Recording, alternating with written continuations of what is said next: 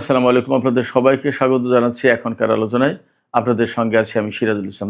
দর্শক, পাকিস্তানে আমেরিকা নতুন একটি ঘাঁটি খুলতে চেয়েছিল ইরানে হামলা চালানোর জন্য, কিন্তু পাকিস্তান তাতে রাজি হয়নি। আরেকটি গুরুত্বপূর্ণ ইরানের অভ্যন্তরীণ একটা খবর আছে। এমন কিছু বিলবোর্ড তেহরান শহরে স্থাপন করা হয়েছে যে বিলবোর্ডগুলো আমেরিকার জন্য মারাত্মক সব মেসেজ দিচ্ছে। বিলবোর্ড বাট মেসেজগুলো খুব গুরুত্বপূর্ণ। এপাশে পাকিস্তানের প্রধানমন্ত্রী এবং সেনাপ্রধান একসাথে সৌদি আরব সফরে গেছেন। তাদের এই সফরের উদ্দেশ্য কী, আসল কাজ কী? আজকের আলোচনার সবচেয়ে বড় অংশ যেটা থাকবে সেটা হচ্ছে ডোনাল্ড ট্রাম্প ইরানের বিরুদ্ধে যে যুদ্ধ করতে আসলেন, এই যুদ্ধে তার প্রাপ্তিটা কী। সুপ্রিয় দর্শক, এই বিষয়গুলো নিয়ে আমি বিস্তারিত আলোচনা করার চেষ্টা করব। আশা করি প্রত্যেকটি আলোচনা ভালো লাগবে। আর আলোচনা যদি ভালো লাগে তাহলে সঙ্গে থাকবেন, লাইক কমেন্ট শেয়ার করবেন এবং চ্যানেলটি সাবস্ক্রাইব করে সাথেই থাকবেন। চলুন দর্শক, আমরা বিস্তারিত আলোচনা করি। প্রথমে বলছিলাম কি, যে পাকিস্তানে সামরিক ঘাঁটি খুলতে চেয়েছিল আমেরিকা ইরানের বিরুদ্ধে হামলা চালানোর জন্য। এই প্রস্তাব কবে কখন এক্স্যাক্ট জানা যায়নি, বাট সূত্রের খবর হচ্ছে পাকিস্তানের কাছে এই প্রস্তাব দিয়েছিল আমেরিকা, বাট পাকিস্তান রাজি হয়নি। যদি যুদ্ধ শুরুর আগে হয়ে থাকে তাহলে একটা হিসাব, আর যদি যুদ্ধের পরে, অর্থাৎ এই যে 40 দিনের যুদ্ধ, এর ভেতরে বা এই যে নতুন করে 13-14 দিনের যে যুদ্ধটা গেল, যুদ্ধবিরতির পরে আবার যে যুদ্ধ শুরু হলো, সেই সময় কোন সময় আমি শিওর না, বাট খবরটা এরকম যে পাকিস্তান সেই প্রস্তাব প্রত্যাখ্যান করেছে, সরি বলেছে। যখনই বলুক না কেন, যদিও আগে পরের সাথে একটা হিসাব আছে, যুদ্ধ শুরুর পরে যদি বলে থাকে তাহলে এক হিসাবে এই কারণে বলছি, যুদ্ধ শুরুর পরে ইরান যে পাল্টা আক্রমণ করেছে আমেরিকার বিরুদ্ধে, তাতে আশপাশের সমস্ত দেশ অবাক হয়েছে ইরানের সামরিক সক্ষমতা দেখে। এই জায়গা থেকে যদি বলে যে আমরা এই ঘাঁটি মাটি দিতে পারবো না, এটার সাথে আমরা নেই, তাহলে এক কথা, তার মানে ইরানের সামরিক সক্ষমতা দেখে বলেছে যে দরকার নেই সমস্ত ঝামেলা জড়ানোর, আমরাও ক্ষতিগ্রস্ত হব। আর যদি যুদ্ধ শুরুর আগের কথা হয়ে থাকে তাহলে ব্যাপারটা এরকম দাঁড়াবে যে পাকিস্তান ইরানকে একেবারেই নিকটতম ভ্রাতৃপ্রতিম বন্ধুপ্রতিম দেশ হিসেবেই দেখেছে, প্রতিবেশী দেশ হিসেবেই দেখেছে, এবং প্রতিবেশীর ক্ষতি তারা করতে দিতে চায়নি। এমন হতে পারে। যেটাই হোক, আলটিমেটলি হিসাব এখানে এসে দাঁড়ায় যে পাকিস্তান এখন পর্যন্ত ইরানের সাথে সৎ প্রতিবেশী সুলভ আচরণ করে এসেছে, মনোভাব দেখিয়েছে, এবং ইরানের ক্ষতি হোক, পাকিস্তান এই রকম কোনো কাজ এখন পর্যন্ত করেনি বলেই আপাতত দেখতে পাচ্ছি।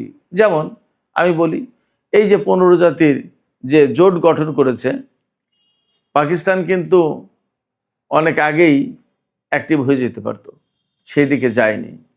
সৌদি আরবের সাথে তার প্রতিরক্ষা চুক্তি আছে, এই প্রতিরক্ষা চুক্তির আওতায় ইরানের সাথে কনফ্রন্টেশনে যায়নি। কুয়েতের সাথে প্রতিরক্ষা চুক্তি আগেই ছিল, নতুন করে অ্যাকচুয়ালি সেটা সামনে আনা হলো, ইরানের সাথে কিন্তু কনফ্রন্টেশনে যায়নি। এছাড়া আঞ্চলিক রাজনীতির যে সমস্ত হিসাব নিকাশ, যেমন ইরানের চবাহার বন্দর ভারত ব্যবহার করে এবং সেখানে ইনভেস্ট করেছে। চবাহার বন্দর এবং গোয়াদার বন্দর একদম পাশাপাশি, পাকিস্তানের সীমানায় গোয়াদার বন্দর আর ইরানের সীমানায় চবাহার বন্দর, একদম বেলুচিস্তান সীমান্তে। এই জায়গা থেকে সম্পর্ক কিন্তু অনেক বেশি খারাপ হতে পারত ইরান এবং পাকিস্তানের, কিন্তু তা হয়নি। পাকিস্তানের সাথে ইরানের সম্পর্কটা মোটামুটি ভালোর ভেতর দিয়ে গেছে, এবং ইদানিং সে সম্পর্ক অনেক বেশি উন্নত হয়েছে। এবং এই উন্নত হওয়ার ফলে ইরান যেমন সুবিধা পাচ্ছে, পাকিস্তানের সুবিধা পাচ্ছে এবং অনেক সুবিধা পাবে। ইরানকে কেন্দ্র করে পাকিস্তানের যে ডিপ্লোমেসি এবং যে সমস্ত কর্মকাণ্ড, তার একটা বিরাট ইতিবাচক প্রভাব পড়েছে মুসলিম বিশ্বে, সারা বিশ্বে তো বটেই, মুসলিম বিশ্বে। এবং পাকিস্তানকে এখন আসলে সবাই অনেকটা মাথায় রাখার মতো করে রাখছে। কুয়েত তার সাথে চুক্তি করছে, কাতার, সৌদি আরব, জর্ডান তাকে বিশেষ মর্যাদা দিচ্ছে, তারপরে সোমালিয়ার সাথে তার চুক্তি হচ্ছে, তুরস্কের সাথে তো আছেই, ইরানের সাথে সম্পর্ক আছে প্রতিবেশী দেশ হিসেবে, চীনের সাথে সম্পর্ক আছে। এই জায়গায় মানে একটা মধ্যমণি হয়ে গেছে ইদানিংকার দিনগুলোতে। তো যাই হোক, যে কথা বলছিলাম যে পাকিস্তান যেহেতু রাজি হয়নি ইরানকে হামলা চালানোর জন্য আমেরিকাকে ঘাঁটি দিতে, এটা অত্যন্ত বড় একটা বিষয় এবং এটা আসলে একটা অনুকরণীয় বিষয় যে প্রতিবেশীর সাথে কিভাবে এরকম বিপদের দিনে পাশে দাঁড়াতে হয়। সীমান্তবর্তী যে দুই প্রতিবেশী দেশ, তাদের ভেতরে এরকম সম্পর্কই থাকতে হয়। দর্শক, আমরা এবার সৌদি জোটের বিষয় নিয়ে একটু কথা বলি এবং পাকিস্তানের প্রধানমন্ত্রী সৌদি আরব সফরে গেছেন, তার সাথে সেনা প্রধান রয়েছেন। সৌদি আরব সফরে গেছেন পাকিস্তানের প্রধানমন্ত্রী, তার সাথে কেন সেনা প্রধান, এটা একটা ব্যাপার। আর সৌদি আরব আপনারা সবাই জানেন যে কয়েকদিন আগে একটা জোট গঠন করেছে, 15 জাতির জোট, ইয়েমেনের হুতিদের বিরুদ্ধে যুদ্ধ করার জন্য। সেটারও একটা ব্যাপার আছে। তো এই বিষয়টা নিয়ে একটু আলোচনা করি। সেটা হচ্ছে পাকিস্তানের প্রধানমন্ত্রী শেহবাজ শরীফ এবং সেনা প্রধান ফিল্ড মার্শাল আসিম মুনির, তারা দুইজন সৌদি আরব সফরে গেছেন। এই সফরে দুইজনের সাথেই সৌদি রাজা সালমান, যুবরাজ মোহাম্মদ বিন সালমান, তাদের বৈঠক হবে। তারা উমরা পালন করবেন যথারীতি এবং মদিনা শরীফের রাসূল সাল্লাল্লাহু আলাইহি ওয়াসাল্লামের রওজা জিয়ারত করবেন। এরকম অনেকগুলো গুরুত্বপূর্ণ কাজ আছে। এর ভিতরে সবচেয়ে বড় যে কাজটা হবে সেটা হচ্ছে এই যে, আমার ধারণা এই যে ইয়েমেনের সাথে সৌদি আরব লড়াই করার জন্য যে 15 জাতির জোট করলো, এখানে কিন্তু হুতিরা পাকিস্তানকে বিশেষ সুবিধা দিয়েছে, তাদের জাহাজ আটকাচ্ছে না। তাইলে পাকিস্তান এখানে কিন্তু নৈতিকভাবে একটা দায়বদ্ধতার ভিতরে পড়েছে। পাশাপাশি ইরানের সাথে তার যে সম্পর্ক এবং হুতিদের সাথে যদি এখন পাকিস্তান সৌদি আরবের হয়ে লড়াই করে, তাহলে মধ্যপ্রাচ্যের অনেক হিসাব বিকাশ কিন্তু পাল্টে যাবে। এই জায়গা থেকে পাকিস্তানকে অত্যন্ত সতর্কতার সাথে পা ফেলতে হচ্ছে। সৌদি আরবের সাথে পাকিস্তানের সম্পর্ক আছে, এটা আমরা জানি। এটা বহু আগে থেকে ছিল, এখন আছে, ভবিষ্যতে আরও কতদিন থাকবে তার কোনো ঠিক ঠিকানা নেই। এবং ইয়েমেনের সাথে সৌদি আরব এর আগে জোটবদ্ধভাবে লড়াই করেছে, কিন্তু সেই জোটে সরাসরি পাকিস্তান যুক্ত হয়নি। শেহবাজ শরীফের ভাই নওয়াজ শরীফ যখন পাকিস্তানের প্রধানমন্ত্রী 2015 সালে, তখন কিন্তু সৌদি আরব ইয়েমেনের বিরুদ্ধে প্রথম যুদ্ধ শুরু করে। তখনও কিন্তু নওয়াজ শরীফ সরাসরি সৌদি আরবের পক্ষে দাঁড়িয়ে ইয়েমেনের সাথে যুদ্ধ করেনি, কারণ ভ্রাতৃঘাতী, মুসলিম ভ্রাতৃঘাতী যুদ্ধ হবে, এই কাজটা পাকিস্তান করেনি। নাম্বার 1।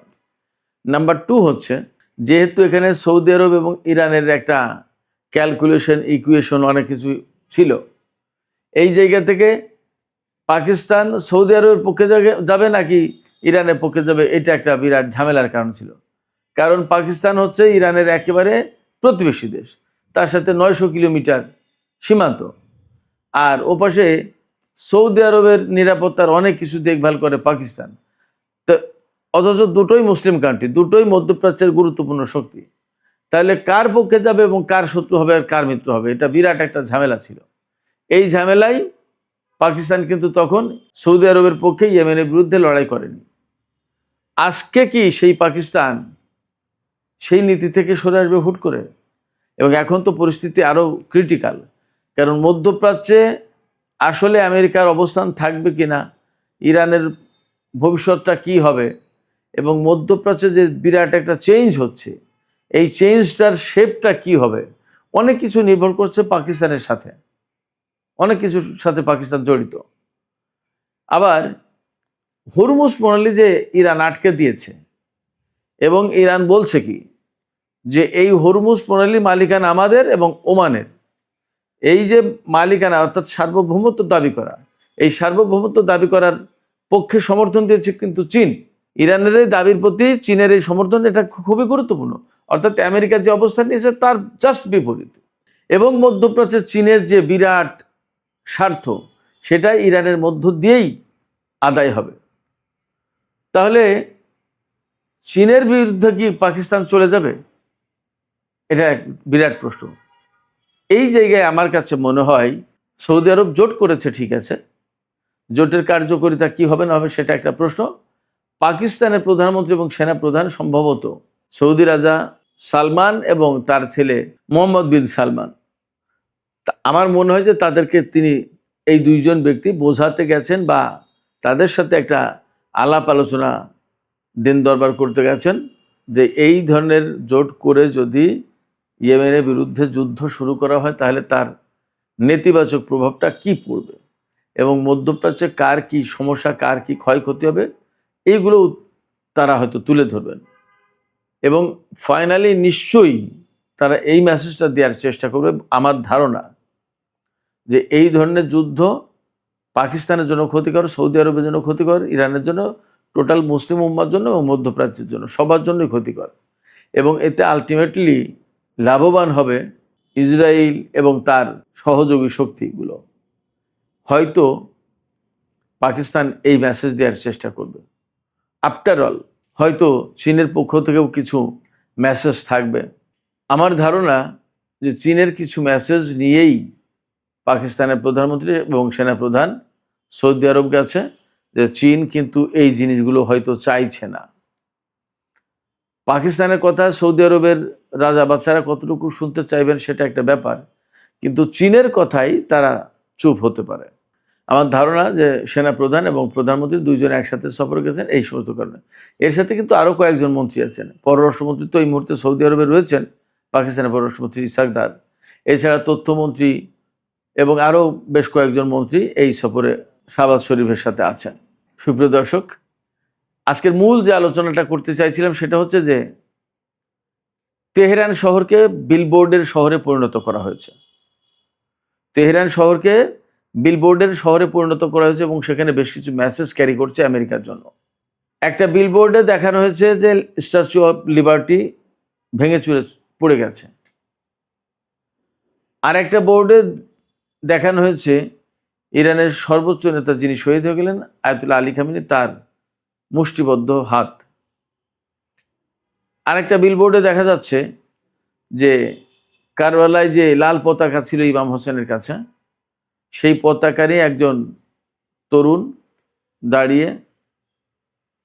আরেকটা বিলবোর্ডে দেখা যাচ্ছে হরমুজ প্রণালী এলাকায় একটা কঙ্কাল পড়ে আছে এবং পারস্য উপসাগর দিয়ে একটি বিরাট বিশাল জাহাজ যাচ্ছে, তাতে লেখা আছে দি পার্সিয়ান গালফ, ফার্সিতে খালিজে ফর্স লেখা রয়েছে।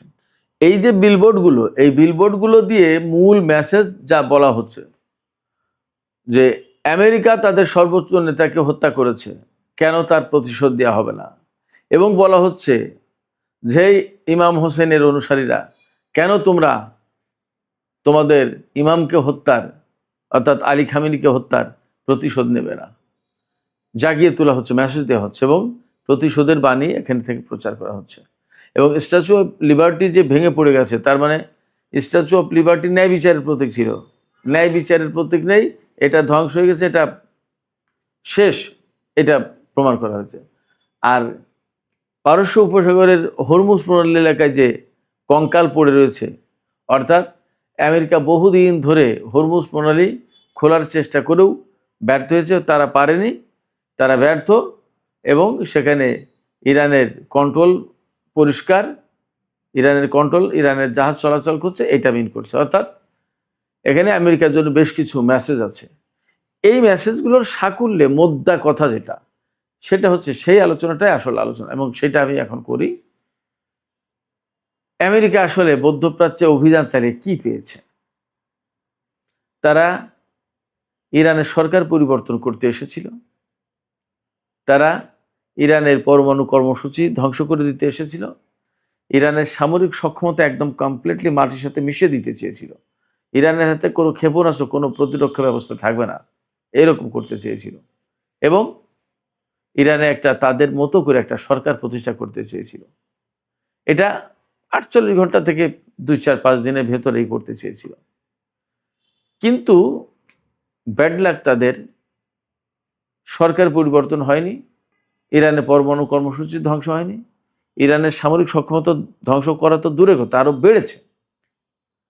এবং ইরানে তাদের মতো করে সরকার একটা প্রতিষ্ঠা করতে পারেনি। এটা তো গেল পুরনো আলোচনা। নতুন আলোচনা বা সবচেয়ে গুরুত্বপূর্ণ যেটা, সেটা হচ্ছে এই হরমুজ প্রণালী খোলা ছিল, বন্ধ করে দিয়েছে এখন ইরান। এখন অনেকগুলো শর্ত শরাতের ভেতর দিয়ে এই হরমুজ প্রণালী ইরানকে দিয়ে খোলাতে হবে, এবং আসলে এই সমস্ত শর্ত শরাইতে ইরান কতদূর রাজি হবে সেটাও এখন প্রশ্ন। অর্থাৎ যুদ্ধের আগে হরমুজ প্রণালী খোলা ছিল, সেই হরমুজ প্রণালী এখন বন্ধ। সেই হরমুজ প্রণালী খুলতে গেলে এখন ইরানকে টাকা দিতে হবে। সেই টাকাটা কি? নগদ ওই যে $300 বিলিয়ন একটা ফান্ড, ওইটা দেওয়ার প্রশ্ন কিন্তু থেকে গেছে। ইরান ওই জায়গা থেকে সরবে না। আবার ইরানের যে সমস্ত বিদেশে তার যে সমস্ত অর্থ সম্পদ আমেরিকা আটকে রেখেছে নিষেধাজ্ঞা দিয়ে, সেই টাকা তাকে ফেরত দিতে হবে। তার উপর থেকে যত নিষেধাজ্ঞা, অর্থাৎ আমেরিকা যত ময়লা আবর্জনা চাপিয়েছিল ইরানের উপর, সেই ময়লা আবর্জনা কার্যত আমেরিকাকেই এখন পরিষ্কার করতে হবে। তাহলে যুদ্ধ করে লাভটা কি হলো? এর চেয়ে বড় কথা, মধ্যপ্রাচ্যে আমেরিকার যত ঘাঁটি ছিল সমস্ত ঘাঁটি তছনছ করে দিয়েছে। তাহলে লাভটা কি হলো? শুধু তছনছ করে দেয়নি, এই ঘাঁটিগুলো আর নতুন করে গড়তে পারবে না আমেরিকা মনে হচ্ছে না। কারণ হরমুজ প্রণালী খুলে দেবে না, জাহাজ ভর্তি করে অস্ত্র আনতে পারবে না, ঘাঁটিগুলো আর কোনোদিন দাঁড়াবে না। এবং মধ্যপ্রাচ্যের দেশগুলো যারাই আমেরিকার পরম বন্ধু, পরম শুভাকাঙ্ক্ষী ছিল, সেই দেশগুলো এখন আমেরিকাকে কিন্তু আর ভরসা করতে পারছে না। এই দেশগুলোর কাছে নিরাপত্তা নামে যে বিপুল পরিমাণে অস্ত্র বিক্রি করত, এখন কি আর তা পারবে? ইতিমধ্যেই কিন্তু পাকিস্তান এবং চীন জায়গা দখল করা শুরু করেছে। এরপরে মধ্যপ্রাচ্যে আমেরিকার বা সারা বিশ্বে যে প্রভাব প্রতিপত্তি ছিল, মাতুবরি ছিল, যে অবস্থান ছিল, সেই অবস্থান, সেই প্রভাব প্রতিপত্তি কি আর কোনোদিন ফিরে পাবে? শুধু তাই না, এই যুদ্ধ করতে এসে আমেরিকা যদি এখান থেকে পরাজিত হয়ে মধ্যপ্রাচ্য থেকে চলে যায়, তাহলে ইসরায়েলের নিরাপত্তা কোথায় যাবে? এই যে ভূখণ্ডটা, এই ভূখণ্ডটাকে তো এখন মারাত্মক হুমকির মুখে ফেলেছে। সম্ভবত ইরানের সাথে যুদ্ধ করতে এসে মধ্যপ্রাচ্যের দেশগুলোকে এখন একটা সুতোয় বেঁধে দেওয়ার ব্যবস্থা করলো, অর্থাৎ খানিকটা ঐক্যবদ্ধ হওয়ার ব্যবস্থা করে দিল সম্ভবত আমেরিকা। তাহলে কি দাঁড়াচ্ছে? এখানে পাকিস্তান, তুরস্ক, চীন, ইরানের প্রভাব তো বটেই, এই সমস্ত দেশের প্রভাব ব্যাপকভাবে বেড়ে যাবে, এবং একেবারে চিহ্নিত শক্তি হিসেবে ইরান এখন বিশ্বের বুকে দাঁড়িয়ে গেল। এতদিন গোপন শক্তি ছিল, ইরানকে মানে কি মানে না, নানান রকম ব্যাপার। তার সাথে যেহেতু আমেরিকার দ্বন্দ্ব, নিষেধাজ্ঞা, আমেরিকাকে উপেক্ষা করে কিন্তু কেউ ইরানের বিরুদ্ধে যেতে চাইতো না। এখন ইরানের সাথে পাকিস্তানের বিরাট বিরাট চুক্তি হচ্ছে। তাহলে তো সমস্ত সবকিছু মিলে হিসাব নিকাশ করে আমরা দেখতে পারি যে এই যুদ্ধ করতে এসে আমেরিকা আসলে খুব লাভবান হতে পারেনি। শুধু লাভবান হতে পারেনি এইখানে তা না, খোদ আমেরিকার ভেতরেও কিন্তু সংকটে পড়েছে। বহু সংখ্যক গুরুত্বপূর্ণ অফিসার, সেনা অফিসার, তাদেরকে বহিষ্কার করা হয়েছে, অনেকে পদত্যাগ করেছে। রাজনৈতিক ক্ষেত্রে রিপাবলিকান দল মারাত্মক রকমের সংকটে পড়েছে। সামনে নভেম্বরে যে মিড টার্ম ইলেকশন, সেই ইলেকশনে তারা পার পাবে কিনা সেটা একটা প্রশ্ন। ডোনাল্ড ট্রাম্প প্রেসিডেন্ট হিসেবে আমেরিকার জনগণ থেকে শুরু করে সারা বিশ্বের জনগণের কাছে একটা প্রশ্নের জন্ম দিয়েছে। তিনি যা বলেন তিনি তা রাখেন না, তাহলে তিনি কতটুকু বিশ্বাসযোগ্য? তার সাথে কোনো চুক্তি করলে সেটা কি অক্ষত রাখবেন তিনি? সেই প্রশ্ন কিন্তু সবার আগে এখন উঠে আসছে। তার সাথে চুক্তি করতে গেলে সবাই কিন্তু 2 বারের জায়গায় 10 বার ভাবছে। সব কিছু মিলে ইরান যুদ্ধ আমেরিকার জন্য বলা হচ্ছে প্রচণ্ডভাবে একটা নেগেটিভ কর্মকাণ্ড হিসেবে দেখা দিয়েছে। এ থেকে পজিটিভ কোনো রিটার্ন আমেরিকার জন্য থাকবে না। এখন ডোনাল্ড ট্রাম্প জোর করে বলছেন যে আমাদের হাতে প্রচুর অস্ত্র আছে, কিন্তু বাস্তব ইনফরমেশন হচ্ছে তাদের অস্ত্র ভাণ্ডার মারাত্মকভাবে খালি। তাহলে লাভটা কি হলো? সুপ্রিয় দর্শক, এখনকার আলোচনা এখানে শেষ করতে চাইছি। আলোচনা শেষের আগে আপনাদের মতামত জানতে চাই। আপনারা কি মনে করছেন এই যুদ্ধে ইরানের সর্বোচ্চ নেতা মারা গেছেন এবং আরও অনেক সেনা কর্মকর্তা বিজ্ঞানী অনেক মারা গেছেন, কিন্তু সমস্ত হিসাব নিকাশে আসলে লাভ কার হয়েছে আর ক্ষতি কার হয়েছে, সমস্ত হিসাব নিকাশ চূড়ান্ত যদি করেন, বেশি লাভবান কে হলো আর বেশি ক্ষতিগ্রস্ত কে হলো, আপনাদের মতামত জানিয়ে কমেন্টে লিখতে পারেন। আর ভিডিও ভালো লাগলে আবারও বলি, লাইক কমেন্ট শেয়ার করবেন এবং চ্যানেলটি সাবস্ক্রাইব করে সাথেই থাকবেন।